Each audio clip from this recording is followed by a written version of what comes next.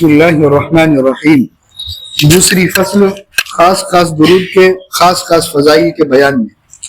عن عبد الرحمن بن ابی لیلہ قال لقيني كعب بن عجرة فقال الا اهدي لك هدية سمعتها من النبي صلى الله عليه وسلم فقلت بلى فاهدها لي فقال سألنا رسول الله صلى الله عليه وسلم فقلنا يا رسول الله كيف الصلاة عليكم أهل البيت فإن الله قد علمنا كيف نسلم عليك قال قولوا اللهم صل على محمد وعلى آل محمد كما صليت على إبراهيم وعلى آل إبراهيم إنك حميد مجيد اللهم بارك على محمد وعلى آل محمد كما باركت على إبراهيم وعلى آل إبراهيم إنك حميد مجيد۔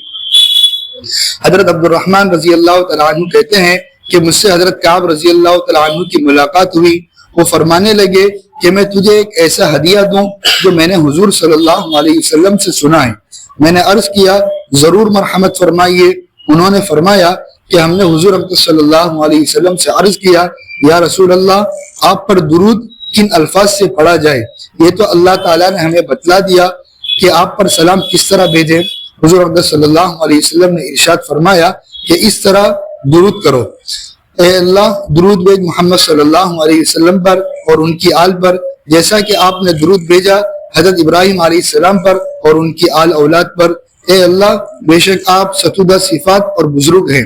اے اللہ برکت نازل فرما محمد صلی اللہ علیہ وسلم پر اور ان کی آل اولاد پر، جیسا کہ برکت نازل فرمائی آپ نے حضرت ابراہیم علیہ السلام پر اور ان کی آل اولاد پر، بے شک آپ ستودہ صفات بزرگ ہیں۔ فائدہ، ہدیہ دینے کا مطلب یہ ہے کہ ان حضرات کے ہاں رضی اللہ تعالیٰ عنہ اجمعین مہمانوں اور دوستوں کے لیے بجائے کھانے پینے کی چیزوں کے بہترین تحائف اور بہترین ہدیے حضور اقدس صلی اللہ علیہ وسلم کا ذکر شریف، حضور صلی اللہ علیہ وسلم کی احادیث، حضور صلی اللہ علیہ وسلم کی حالات تھے۔ ان چیزوں کی قدر ان حضرات کے ہاں مادی چیزوں سے کہیں زیادہ تھی، جیسا کہ ان کے حالات اس کے شاہد عدل ہے۔ اسی بنا پر حضرت کعب رضی اللہ تعالیٰ عنہ نے اس کو ہدیے سے تعبیر کیا۔ یہ حدیث شریف بہت مشہور حدیث ہے اور حدیث کی سب کتابوں میں بہت کثرت سے ذکر کی گئی ہے اور بہت سے صحابہ رضی اللہ تعالیٰ عنہ سے مختصر اور مفصل الفاظ میں نقل کی گئی ہے۔ علامہ سخاوی رحمۃ اللہ علیہ قول بدیع میں اس کے بہت طرق اور مختلف الفاظ نقل کیے ہیں۔ وہ ایک حدیث میں حضرت حسن رضی اللہ تعالیٰ عنہ سے مرسلا نقل کرتے ہیں کہ جب آیت شریفہ ان اللہ وملائکتہ یصلون علی النبی نازل ہوئی تو صحابہ نے عرض کیا یا رسول اللہ سلام تو ہم جانتے ہیں کہ وہ کس طرح ہوتا ہے، آپ ہمیں درود شریف پڑھنے کا کس طرح حکم فرماتے ہیں؟ تو حضور صلی اللہ علیہ وسلم نے فرمایا اللہم اجعل صلواتک و برکاتک الی آخرہ پڑھا کرو۔ دوسری حدیث میں ابو مسعود بدری رضی اللہ تعالیٰ عنہ سے نقل کیا ہے کہ ہم حضرت سعد بن عبادہ رضی اللہ تعالیٰ عنہ کی مجلس میں تھے کہ وہاں حضور صلی اللہ علیہ وسلم تشریف لائے۔ حضرت بشیر رضی اللہ تعالیٰ عنہ نے عرض کیا یا رسول اللہ اللہ جل شانہ نے ہمیں درود پڑھنے کا حکم دیا ہے، بس ارشاد فرمائیے کہ کس طرح آپ پر درود پڑھا کرے۔ حضور صلی اللہ علیہ وسلم نے سکوت فرمایا یہاں تک کہ ہم تمنا کرنے لگے کہ وہ شخص سوال ہی نہ کرتا۔ پھر حضور صلی اللہ علیہ وسلم نے ارشاد فرمایا کہ یوں کہا کرو اللہم صلی علی محمد وعلی آل محمد الی آخرہ۔ یہ روایت مسلم، ابو داؤد وغیرہ میں ہے۔ اس کا مطلب ہے کہ ہم اس کی تمنا کرنے لگے۔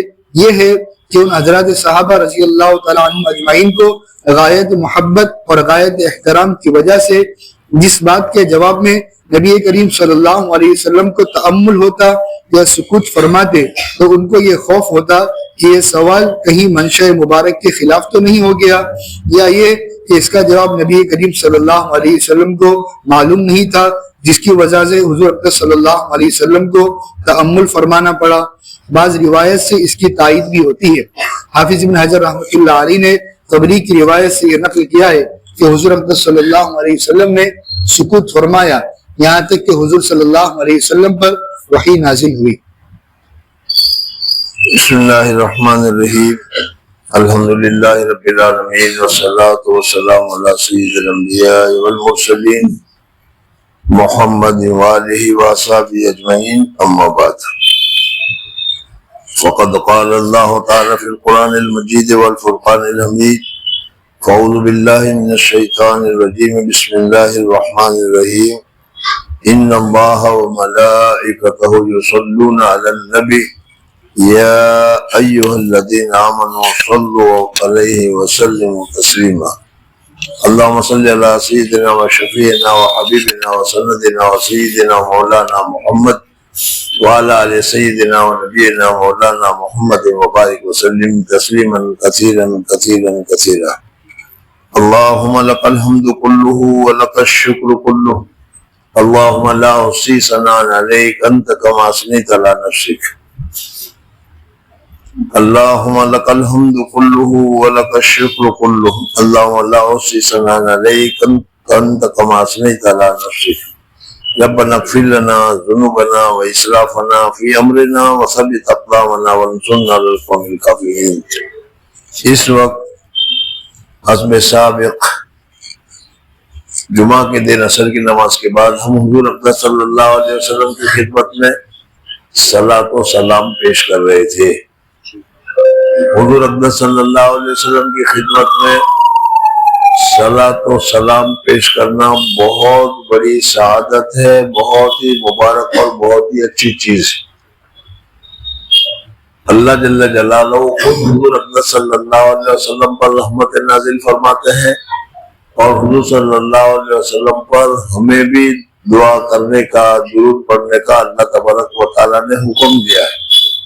ابھی جیسے میں نے آیتیں پڑھی حضرات کے سامنے، اور اس میں جمعہ کے دن زیادہ سے زیادہ درود پڑھنے کا یہ بھی حکم دیا گیا ہے، اور جمعہ کے دن حضور اقدس صلی اللہ علیہ وسلم پر درود پڑھنے کا ثواب بھی زیادہ ہے۔ درود میں بھی مختلف چیزیں ہوتی ہیں، بعض درود سب سے زیادہ افضل ہے، اور سب سے زیادہ افضل کے متعلق علماء نے لکھا ہے کہ افضل الصلاۃ یعنی بہترین درود، افضل الصلاۃ صلاۃ الصلاۃ یعنی وہ درود جو ہم نماز میں پڑھتے ہیں، یہ درود سب سے زیادہ افضل ہے۔ ان کے علاوہ دوسرے بھی مختلف الفاظ سے حضور اقدس صلی اللہ علیہ وسلم نے درود بتائے ہیں اور درود پڑھنے ہیں۔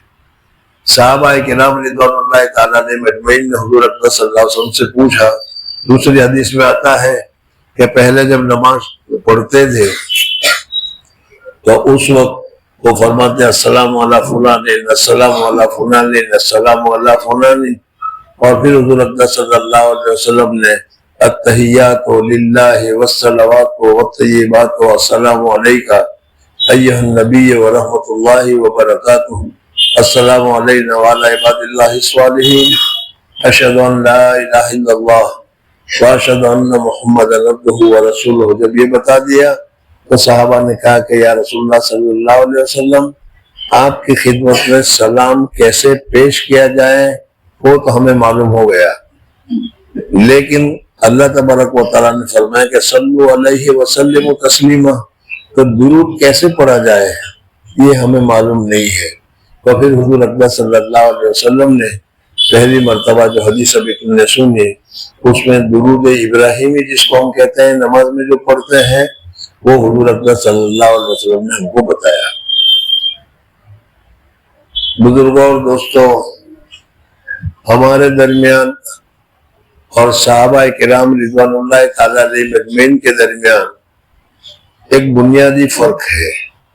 کل یا پرسوں بھی اس کے اوپر تذکرہ آیا تھا اور میں نے بتایا تھا کہ ہمارے لوگوں کے دلوں میں زیادہ سے زیادہ دنیا سمائی ہوئی ہے، دنیا کی خیر، دنیا کی برکتیں، دنیا کی چیزیں ہمارے دلوں میں سمائی ہوئی ہے۔ اللہ جل جلالہ و امن والوں نے ہم کو دنیا کے آباد کرنے کے لیے نہیں بھیجا۔ اللہ جل جلالہ و امن والوں نے وَمَا خَلَقْتُ الْجِنَّ وَالْإِنسَ إِلَّا لِيَعْبُدُونَ فرمایا کہ میں نے جنات اور انسان کو اپنی عبادت کے لیے، اپنی معرفت کے لیے پیدا کیا۔ اس وجہ سے دنیا میں رہتے ہوئے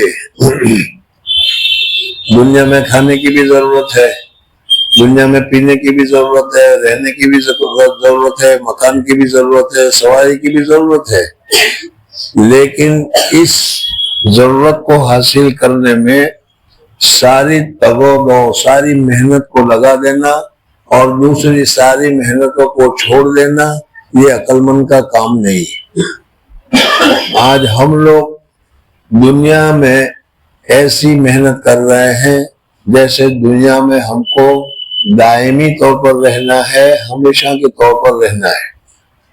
حضور اقدس صلی اللہ علیہ وسلم نے ایک جگہ پر تشریف لے جا رہے تھے، ایک آدمی کا گھر دیکھا جو بڑا شاندار بنا ہوا تھا، یعنی حضور اقدس صلی اللہ علیہ وسلم کے زمانے میں جو تہذیب تھی، جو تمدن تھا، اس تمدن سے ذرا اعلیٰ معیار کا، اعلیٰ قسم کا وہ مکان بنا ہوا تھا۔ حضور اقدس صلی اللہ علیہ وسلم نے پوچھا کہ بھئی یہ گھر کس کا ہے؟ بتایا گیا کہ فلانے کا ہے۔ کچھ دنوں کے بعد وہ آدمی جس کا وہ گھر تھا وہ حضور اقدس صلی اللہ علیہ وسلم کی خدمت میں آیا اور اس نے حضور اقدس صلی اللہ علیہ وسلم کی خدمت میں سلام پیش کیا۔ ان کو حضور اقدس صلی اللہ علیہ وسلم کے ساتھ محبت تھی، حضور اقدس صلی اللہ علیہ وسلم کے ساتھ تعلق تھا، اور جس کو کسی کے ساتھ محبت ہو، جس کو کسی کے ساتھ تعلق ہو اور وہ ذرا سی بھی بے رخی برتے تو محبوب کے اوپر وہ بے رخی بہت ہی زیادہ بھاری پڑتی ہے۔ بہت ساری حدیثیں بھی ابھی یاد آ رہی ہے کہ انہوں نے حضور صلی اللہ علیہ وسلم کو سلام کیا اور حضور صلی اللہ علیہ وسلم نے جواب نہیں دیا، تو وہ فرماتے ہیں کہ مجھے نئی اور پرانی جو میرے کرتوت ہوئے تھے وہ سارے کے سارے میرے سامنے آ گئے کہ کہیں میرے اس برائیوں کی خبر تو حضور صلی اللہ علیہ وسلم کو نہیں ہو گئی، جس کی وجہ سے حضور صلی اللہ علیہ وسلم ناراض ہو گئے۔ تو دیکھو بھائی، یہ چیزیں سب سے اچھی چیز اپنے اندر پیدا کرنے کی جو ضرورت ہے وہ یہ تقاضا ہے اور یہ حالت ہے کہ اپنے اندر حضور اقدس صلی اللہ علیہ وسلم کی محبت، حضور اقدس صلی اللہ علیہ وسلم کا تعلق اور حضور اقدس صلی اللہ علیہ وسلم کے ساتھ عشق اور محبت پیدا کرنا چاہیے۔ جس آدمی کے دل میں جتنی حضور اقدس صلی اللہ علیہ وسلم کے درمیان محبت ہوگی اس آدمی کا درجہ اتنا ہی اونچا ہوگا۔ ابھی صبح جو کتاب میں بتا رہا تھا درود سمیل، حضرت شاہ ولی اللہ محدث دہلوی رحمۃ اللہ علیہ کی دوسری کتاب، اس میں ایک خواب حضرت یا مکاشفہ حضرت شاہ ولی اللہ محدث دہلوی رحمۃ اللہ نے لکھا ہے کہ مزار مقدس پر میں بیٹھا مراقبہ کر رہا تھا، تو میں نے دیکھا کہ حضور اقدس صلی اللہ علیہ وسلم کے قلب مبارک سے، پتہ نہیں سمجھ میں آئے گا یا نہیں، حضور اقدس صلی اللہ علیہ وسلم کے قلب مبارک سے ایک دھاگا نکلا ہوا ہے اور ہر مومن کے دل کے ساتھ وہ لگا ہوا ہے، یعنی ہر ایک مومن کا تعلق حضور اقدس صلی اللہ علیہ وسلم کے ساتھ ہے، اور اسی وجہ سے وہ اس کا تعلق دھاگا کے شکل میں بتایا گیا کہ گویا کہ حضور اقدس صلی اللہ علیہ وسلم کے قلب کے ساتھ اس کا کنیکشن ہے۔ ظاہر بات ہے کہ ہم ایمان لائے ہیں اللہ کے اوپر، ہم ایمان لائے ہیں حضور اقدس صلی اللہ علیہ وسلم پر، اس وجہ سے یہ نسبت اور یہ دھاگا اور یہ کنیکشن تو ہونا ہی چاہیے۔ لیکن آپ جانتے ہیں کہ ایک تو پتلا تار کا کنیکشن ہو اور ایک اچھے سے خاصے تار کا کنیکشن ہو، دونوں میں بڑا فرق ہوتا ہے۔ تو اس وجہ سے ہمیں کوشش کرنی چاہیے۔ بات چل رہی تھی اس کی کہ ہم لوگ جو کام کرتے ہیں وہ دنیا کے مفاد کے لیے، دنیا میں باقی رہنے کے لیے یا دنیا میں زیادہ وقت گزارنے کے لیے کرتے ہیں۔ میں کہہ رہا تھا کہ بھائی کھانا ضروری ہے، پینا ضروری ہے، کپڑا ضروری ہے، مکان ضروری ہے، سب ضروری ہے، لیکن ایسا ضروری نہیں کہ 2.5 کروڑ کا ہی فلیٹ لیا جائے، 2 کروڑ کا ہی فلیٹ لیا جائے، یہ کوئی ضروری نہیں ہے۔ حضور اقدس صلی اللہ علیہ وسلم، حضرت عائشہ صدیقہ رضی اللہ تعالیٰ عنہا وغیرہ کیسے مکان میں کس طریقے سے رہتے تھے وہ آپ کے سامنے ہے۔ حضرت عائشہ صدیقہ رضی اللہ تعالیٰ عنہ کا ایک جوزہ کا، ایک بیوی کا कमरा मकान जो बनाया गया था वो इतना था कि जिसमें 4 आदमी लेट सके। हुजूर सल्लल्लाहु अलैहि वसल्लम लेटे हुए हैं, हजरत अबू बकर सिद्दीक रज़ियल्लाहु तआला अन्हु लेटे हुए हैं, हजरत उमर फारूक रज़ियल्लाहु तआला अन्हु लेटे हुए हैं, और आपने सुना होगा कि एक जगह बाकी है जिस पर क्या है, हजरत ईसा अलैहिस्सलातु वस्सलाम आराम फरमाएंगे या दफन होंगे। वो इतना छोटा सा, और किसका मकान है? हजरत आयशा सिद्दीका रज़ियल्लाहु तआला अन्हा का। और आज जब हम मकान बनाते हैं तो सिटिंग रूम और क्या है, लिविंग रूम और क्या है, खाने का कमरा, ईटिंग रूम और पकाने का कमरा और ये सारा चीजें अलग अलग होती है। सारे कमरे अलग अलग बनते हैं। एक बात ये बताऊं कि बड़े बड़े फ्लैट लिए जाते हैं तो उसमें कमरे अलग अलग होते हैं कि नहीं, लेकिन कहीं इबादत का कोई कमरा नहीं होता। एक कमरा भाई, यहाँ घर वाले सब नमाज पढ़ेंगे। होना तो ये चाहिए कि घर में कमरा ऐसा होना चाहिए नमाज पढ़े। बाद जगह हमने कहा भी किसी को तो कि भाई जिन्नत आवे होंगे। अरे जिन्नत आए, नमाज पढ़ने की जगह पर तो जिन्नत आते हैं, और वो टीवी की जगह पर शैतान आता है तो उससे कोई फर्क नहीं पड़ता, लेकिन जिन्नत नहीं आना चाहिए। ये सब हमारी सोचने की खराबी है, हमारी गलत सोचें हैं। खैर, बात चल रही थी कि हम जब आपस में एक दूसरे के साथ मिलते हैं, अब भी मिलते हैं, अब भी आते हैं, मैं आपके यहाँ आ जाऊं या आप मेरे यहाँ जाए तो पहला ये पूछेंगे चाय, कॉफी, ठंडा, गरम, आइसक्रीम, क्या समझ में नहीं। सबसे पहला सवाल हमारा यही होता है। सहाबा किराम रिज़वानुल्लाह ताला अलैहिम अजमईन भी एक दूसरे के साथ मिलते थे, लेकिन वो ये सवाल नहीं करते थे, इसलिए कि ये चीज खाना पीना दुनियादारी या दुनिया की चीजें उनके नजदीक ज्यादा अहम थी ही नहीं। हमारे नजदीक तो सबसे ज्यादा अहम जो है वो दुनिया की चीजें हैं।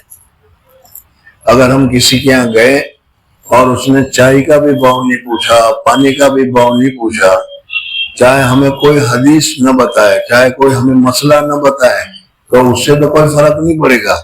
लेकिन कहा यार उसके घर क्या जाए, वो तो चाय का भी भाव नहीं पूछता। हालांकि सहाबा किराम रिज़वानुल्लाह ताला अलैहिम अजमईन जो है, इनका मामूल क्या है ये अभी हदीस में तुम्हारे सामने गुजरा।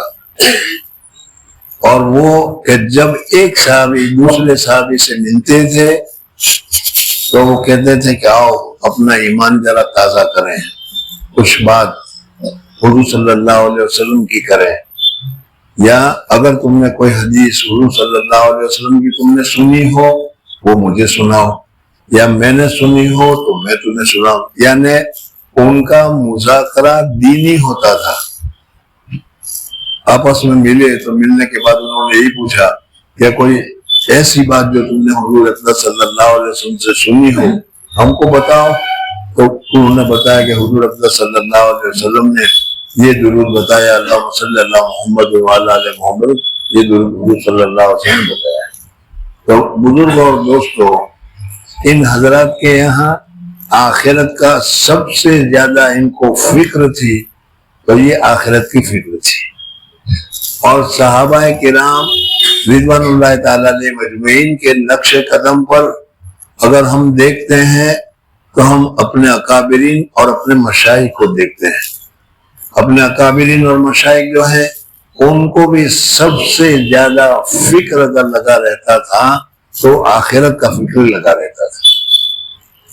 बहरहाल हम लोगों के दिलों में हुजूर अकरम सल्लल्लाहु अलैहि वसल्लम ने एक हदीस में मिसाल भी बयान फरमाई, एक लकीर चौरस बनाई और इसमें दरमियान में एक लकीर बनाई, फिर इधर इधर इधर इधर इधर सब निशान वगैरह लगाए और दरमियान लकड़ा जो ऊपर तक निकल गया। कहा कि इंसान की एक तमन्ना होती है शादी हो जाए, फिर आ जाता है कि बच्चा हो जाए, फिर आ जाए कि बच्चा बड़ा हो जाए, फिर आ जाए कि बच्चा हाफिज हो जाए, फिर हो जाए कि बच्चा आलिम हो जाए, फिर हो जाए कि बच्चा की फिर शादी हो जाए, और फिर शादी करता है बच्चा को भी बच्चा हो जाए। इस तरीके से उसकी तमन्ना पर तमन्ना बढ़ती चली जाती है, हत्ता के उसकी जो لائف کی جو لیٹی ہے وہ پوری ہو جاتی ہے اور اس کی تمنا پوری نہیں ہوتی ہے، اس کی تمنا مٹی ہی بھرتی ہے۔ تو اس طریقے سے ہم لوگ دنیاوی زندگی میں بہت زیادہ، میں پھر کہہ رہا ہوں کہ اس وقت جس حالت میں ہم جی رہے ہیں، میں یہ تو نہیں کہہ سکتا کہ صحابہ کی طرح رہو تم، بلکہ پھر بھی اپنے طور پر ہم کو اس طریقے سے رہنے کی ضرورت ہے۔ اللہ تبارک و تعالیٰ نے جو چیزیں ہمارے اوپر فرائض کے قبیل سے کی ہے اس کو پابندی کے ساتھ ادا کرنی چاہیے۔ 5 نمازیں اللہ تبارک و تعالیٰ نے ہمارے فرض کی ہے، اس کو پابندی کے ساتھ ادا کرنا چاہیے۔ یہ نہیں کہ آئے اور سلام تکبیر کی اللہ اکبر کیا اور سلام پھر اور نکل گئے، بلکہ اطمینان اور سکون کے ساتھ قرآن پاک کی تلاوت کرنا یہ ہمارے لیے لازم ہے، ضروری ہے۔ قرآن پاک کی تلاوت کرنی چاہیے، تسبیحات وغیرہ پڑھنا چاہیے، درود شریف وغیرہ پڑھنا چاہیے۔ کم سے کم کچھ تو آخرت کی فکر ہمیں ہونی چاہیے۔ ایک دن میں طالب علموں کو بھی میں کہتا ہوں، اور طالب علموں کے علاوہ جو ہمارے باہر سے بھائی آئے ہیں ان کو بھی کہتا ہوں کہ خود میں کسی کو کچھ نہیں کہتا، میں بھی تمہاری جیسا ہوں۔ میں یہ کہتا ہوں کہ کبھی ایک دن بیٹھ کر یہ سوچو کہ آج صبح سے لے کر شام تک 12 گھنٹے میں نے آخرت کی فکر میں گزارے یا دنیا کی فکر میں گزارے۔ اگر دنیا کی فکر میں گزارے ہیں تو سنبھلنے کی ضرورت ہے، اور اگر آخرت کی فکر میں گزارے ہیں، پڑھنے میں گزارے ہیں، مراقبے میں گزارے ہیں، تسبیحات پڑھنے میں گزارے ہیں، تو مبارکبادی کی بات ہے۔ یہی چیز وہاں کام آنے والی ہے۔ ابھی میں سوچ رہا تھا، میں نے پہلے شعر آپ لوگوں کو بتایا بھی تھا،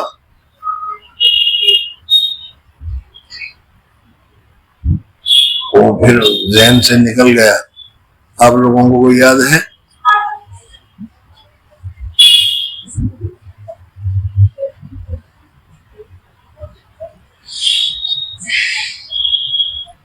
ہماری نماز جنازہ تو پڑھی غیروں نے، ہماری نماز جنازہ تو پڑھی غیروں نے، مرے تھے جن کے لیے وہ رہے وضو کرتے ہوئے۔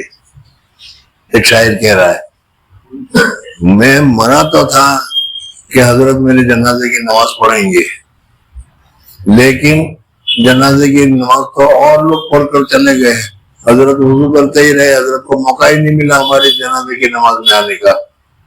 یاد ہے نا، میں نے پہلے پڑھا تھا وہ، اور وہ اس وجہ سے کہوں کہ یہ عصر کے بعد کی جو مجلس ہے وہ میں نے شروع کی تھی دورے والوں کے لیے اور دارالفتہ والوں کے لیے، بیچاروں کا یہ آخری سال ہے، ان آخری سال میں کچھ پالش والش کی جائے تو شاید فائدہ ہو جائے،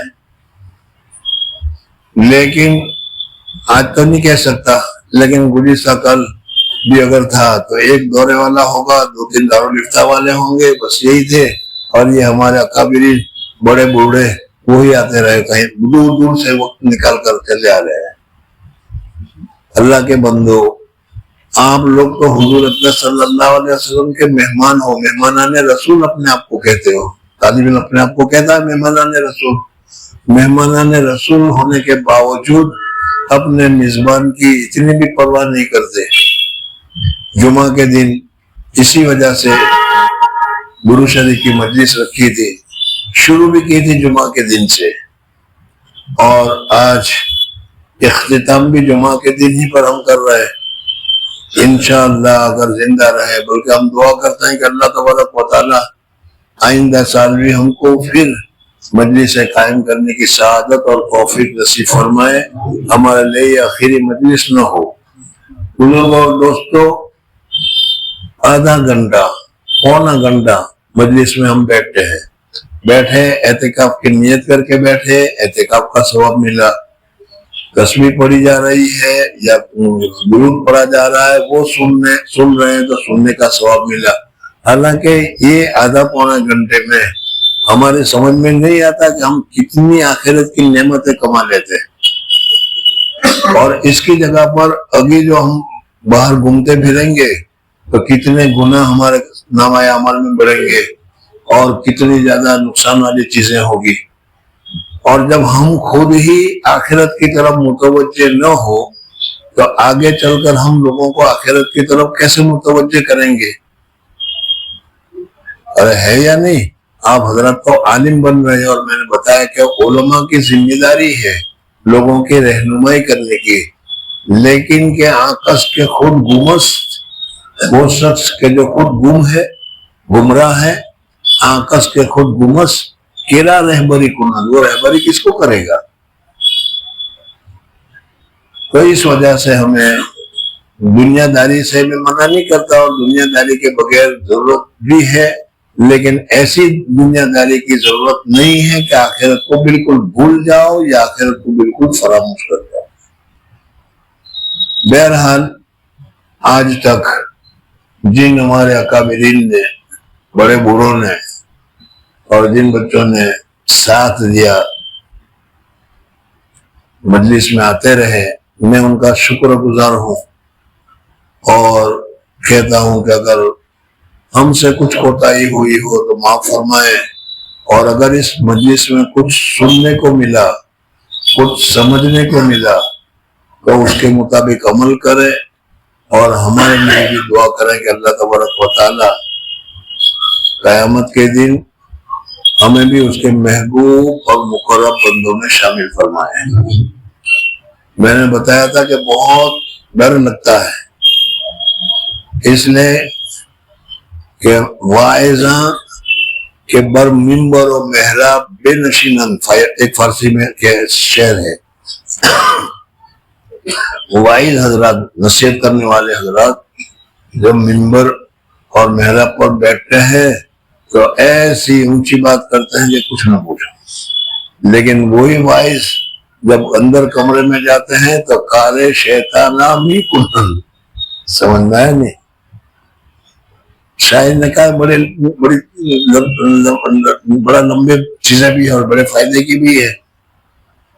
ایک مول صاحب تھے، تقریر کرتے تھے، اور ماشاءاللہ آپ حضرات کو تو ملکہ حاصل ہے، کچھ کہنے کی ضرورت نہیں. تقریر کرنے کا اتنے زور سے کہ یہ کرو یہ کرو ورنہ جہنم میں جاؤ گے، اور یہ سزا ہوگی اور یہ ہوگی اور یہ ہوگی اور یہ ہوگی. جذبات میں آپ دیکھتے ہیں نا کیسے عمدہ تقریر کرتے ہیں، اچھی بات ہے. مول صاحب جذبات میں تقریر کرتے تھے، اور واقعی میں نے دیکھا، پلیٹ فارم میں بھی میں نے دیکھا، پاکستان سے ایک آدمی آیا تھا چندہ لینے کے لیے. ایک آدمی تھا، نام نہیں لینے کا، نام لوں گا تو غیبت ہوگی، بغیر نام کی غیبت نہیں ہے، واقعہ بتا رہا ہوں. اب بیٹھے ہوئے تھے اور چندے کی بات اس نے کی. اب جیسے روزانہ یہ لوگ آتے رہتے ہیں تو ہماری پہچان ہے اس کو، اور مجھے معلوم ہے کہ اس نے ایک دن بھی 1 پاؤنڈ بھی چندہ میں نہیں دیا. معلوم ہوتا ہے نا آپ لوگوں کو بھی، تو کیا اس نے مجھے کبھی چائے نہیں پلائی، اس نے کبھی مجھے کھلائی، یہ تو ہوتا ہی ہے. تقریر اس نے کی، اور اتنی پاورفل اور اتنی زوردار تقریر کی کہ 1 پاؤنڈ نہیں، اس آدمی نے 20 پاؤنڈ نکال کر دیے. تو میں نے کہا عمر صاحب کو دعوی کرنے کا، میں تمہیں سرٹیفکیٹ دیتا ہوں کہ چندہ کرنے کی ٹرک تمہاری ہے برابر. تو ایسے بھی بات ہوتے ہیں. ایک مول صاحب تھے، تقریر کرتے تھے، اور تقریر میں بڑی جذباتی تقریر کرتے تھے، اور ان کی تقریروں میں عورتیں بھی بہت آتی تھی. اور جب عورتوں کی بات ہے، میں نے پہلے شاید بتایا تھا تمہیں کہ تم کو میں کتنے ہی غریبی بتاؤں، میں بہت بھوکا ہوں، میں بہت ہی ہوں، لیکن 1 پاؤنڈ 1 روپیہ بھی اپنے سے نہیں نکلے گا. اور اگر عورتوں کے سامنے اگر کہو کہ فلاں جگہ پر یہ قحط آ گیا، یہ مصیبت آ گئی، یہ پریشانی آ گئی، اللہ کے یہاں پوچھیں گے، اللہ کے یہاں جواب دے کیا ہوگا، تو وہ اپنے کان میں سے، اپنے گلے میں سے نکالنا شروع کر دیتی ہے. تو یہ مول صاحب ایسا کیا کرتے تھے، بہت زیادہ. جو آتا تھا وہ مول صاحب کے پاس آتا تھا، وہ مول صاحب اس کے مالک ہے، تو سارا گھر پر لے آیا کرتے تھے. بڑی بڑی بیوی بڑی خوش، اس نے کہا یار دیکھنا چاہیے یہ مول صاحب کرتے کیا ہیں. ایک دن بیس بدل کر وہ بھی تقریر سننے کے لیے گئی. زیورات تو پہنے ہی ہوتی بہت سارے, زیورات سننے کے لیے گئی, اور جب مول صاحب کی زوردار تقریر ہوئی تو اس نے سارے زیورات نکال کر صدقے میں دے دیے. اور جب گھر آئی, مول صاحب گھر آئے تو کہا آج تو میں بھی آئی تھی, تمہاری تقریر تو بڑی شاندار ہے, تمہاری تقریر سن کر میں نے سارے زیورات دے دیے. تو کہہ رہے پگلی یہ تقریر تیرے لیے تھوڑی تھی, یہ تقریر تیرے لیے تھوڑی تھی. سمجھ میں آ گیا نہیں؟ تو بھائی اس قسم کی چیزیں ہوتی ہیں. تو مجھے ڈر اس لیے لگ رہا ہے, ایک حدیث ہے کہ قیامت میں ایک آدمی کو جہنم میں پھینکا جائے گا, اور وہ جیسے کیا ہے وہ جیسا اس میں پھرتے ہیں چکی میں بیل گھومتا ہے, اس طریقے سے اس کے انڈریاں نکلے ہوں گے چکی میں بیل کی طرح وہ گھومتا ہوگا. اور سارے جہنمیوں کے, حالانکہ جہنمیوں کو تو بڑی تکلیف ہوتی ہے, لیکن سارے جہنمیوں اس کو دیکھنے کی طرف متوجہ ہو جائیں گے کہ اس میں تو بہت تکلیف میں ہے یہ. جب اس کو دیکھیں گے تو وہ تو حضرت ہوں گے, تو وہ کہیں گے جنتی اور جہنمی, کہہ رہے حضرت آپ کہاں, آپ کی تقریروں سے آپ کے بیانوں سے تو ہم حفاظت کر کے یہاں پہنچ گئے, اور آپ جس جگہ پہنچ گئے اس کو کہے گا کہ میں تقریر کرتا تھا لیکن خود عمل نہیں کرتا تھا. سمجھنا گیا حدیث ہے, تو ڈر لگتا ہے. بہرحال جن لوگوں نے ساتھ دیا میں ان کا شکریہ بھی ادا کرتا ہوں. اور ایک بات ہمیں معلوم ہوئی کہ حضور اقدس صلی اللہ علیہ وسلم پر درود پڑھنا چاہیے, اور جمعہ کے دن پڑھنا چاہیے, اور جمعہ کے دن پڑھنے میں زیادہ ثواب ہے, اور جمعہ کے دن بھی اثر میں زیادہ ثواب ہے. میں نے اپنے شیخ کو دیکھا کہ زوال سے پہلے مسجد میں تشریف لے آتے تھے اور اعتکاف کر لیتے تھے نماز ہونے تک مسجد میں, اور عصر کے وقت جب عصر کی نماز کے لیے آتے تھے تو پھر اعتکاف کر لیتے تھے, اور مغرب تک مسجد ہی میں بیٹھ کر تسبیح پڑھتے رہتے تھے. یہ وقت جمعہ کے دن کا جو ہے بہت قیمتی وقت ہے. اللہ جل جلالہ و امن والہ آپ حضرات کو توفیق عطا فرمائے, مجھے بھی توفیق عطا فرمائے. بہرحال دعا کرو کہ اللہ تبارک و تعالی ہماری حالتوں پر, خاص کر کے ہم علماء کرام اور مولانا حضرات کو, اور اس کے ساتھ ساتھ دوسرے حضرات کے لیے بھی اللہ تبارک و تعالی ہم کو رشد و ہدایت عطا فرمائے, صلاح اور فلاح عطا فرمائے. آگے بہت ہی مبارک دن آ رہے ہیں. اللہم بارک لنا فی رجب و شعبان و بلغنا رمضان. رمضان کا مہینہ بہت ہی زیادہ قیمتی ہے مغفرت کے لیے بھی. میں آپ لوگوں کے سے بھی درخواست کرتا ہوں کہ آپ میرے لیے, میری اولاد کے لیے دعا کریں, میں بھی آپ حضرات کے لیے دعا کروں گا. اور ہر وقت کیا ہے اللہ تبارک و تعالیٰ سے اپنے گناہوں کی معافی مانگے. بڑا رحیم ہے, بڑا رحیم ہے.